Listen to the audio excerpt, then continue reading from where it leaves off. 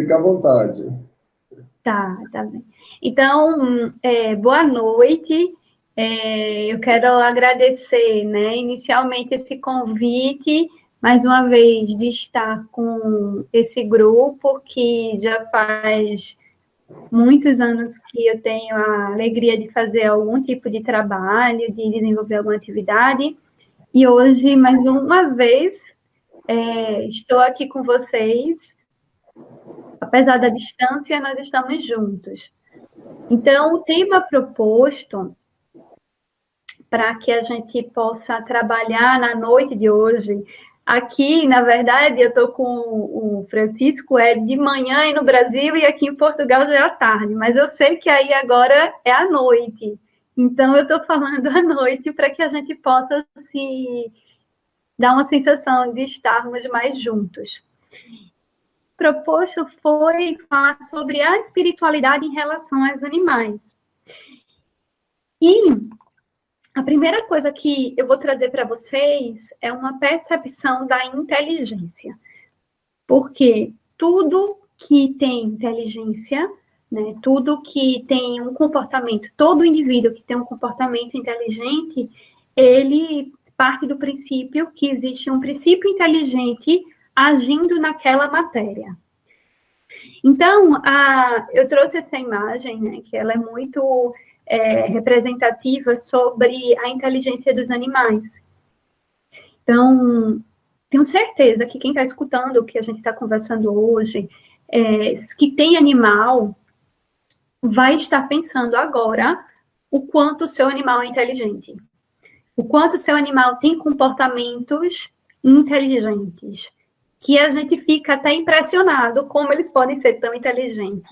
E eu estou falando de cão, de cachorro, de coelho, de galinha, de cavalo, de boi, não importa o animal, mas quem convive com o animal sabe que eles são inteligentes e a ciência já comprova isso. Então, nós temos inúmeros, milhares de estudos que estão relacionados com as comportamentais, com as pesquisas neurofisiológicas, neuroanatômicas dos animais, mostrando que esses animais apresentam estrutura, né, uma estrutura neuroanatômica, então a estrutura encefálica, o encéfalo desses animais, eles são constituídos de estruturas que possibilitam que esses animais apresentem comportamentos inteligentes.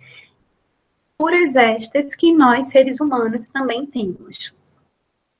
Então, quando a gente vai para o Livro dos Espíritos, na pergunta 23, na pergunta 597, Kardec faz assim: pois que os animais possuem uma inteligência que lhes faculta certa liberdade de ação, haverá neles algum princípio independente da matéria? Então, ele não está perguntando, os animais são inteligentes? Isso não existe, né? A pergunta já foi assim, eles são inteligentes? Se eles são inteligentes, algo sobrevive quando eles morrem? Né? Eles são apenas a matéria física ou alguma coisa vai sobreviver? Então, a resposta foi muito clara. E que sobrevive ao corpo. Então, por que sobrevive ao corpo? Porque a gente está falando de um ser que é uma constituição integral. Então, é um princípio inteligente vivenciando uma experiência na matéria física. Então, quando a matéria orgânica morre, esse princípio inteligente ele sobrevive.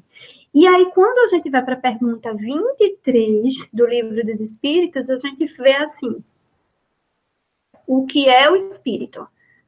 Aí a resposta, o princípio inteligente do universo.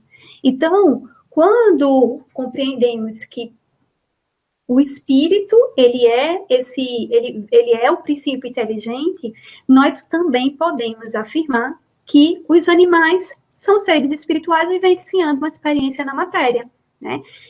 Por quê? Porque são seres inteligentes, desenvolvem comportamento inteligente, e quando eles morrem, sobrevive alguma coisa, né? Olha aqui, e que sobrevive.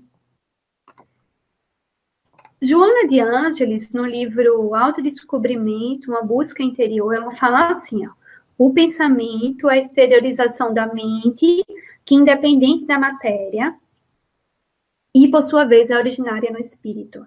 Então, quem pensa é o espírito.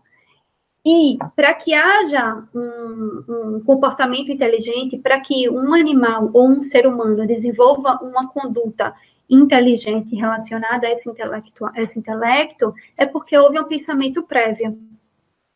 Então, o animal, ele pensa. O animal, ele, para ele poder desenvolver um comportamento, para ele poder construir uma ideia, teve que ter um pensamento prévio. Então, consequentemente, se o pensamento é a exteriorização da mente, que é originária do espírito, então a gente está falando, mais uma vez, que esses animais são seres espirituais.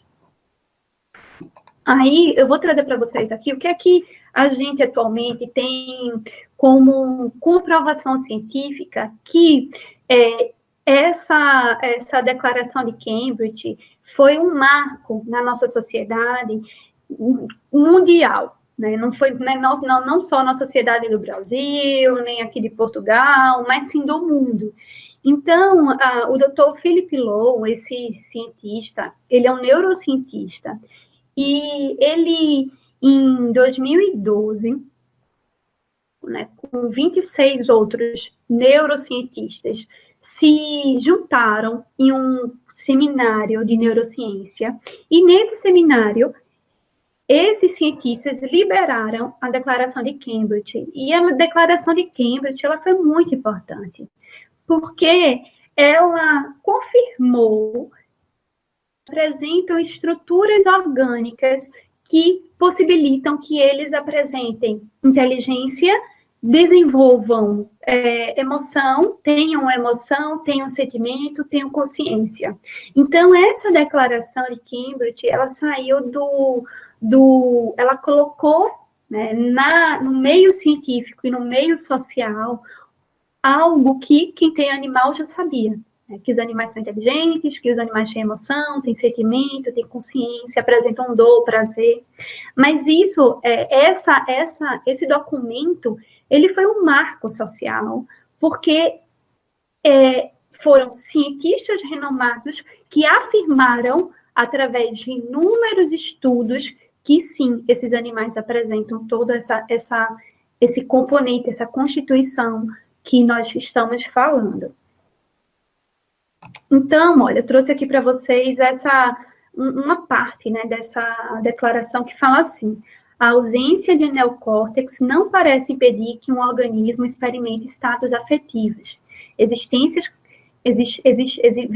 convergentes indicam que os animais não humanos, por quê? Porque a partir dessas comprovações científicas foi surgindo novas terminologias que atualmente já se é utilizada, de que os animais são seres, né, são os animais não humanos, e nós, seres humanos, também somos animais, porque nós fazemos parte de um mesmo reino, o reino animalia.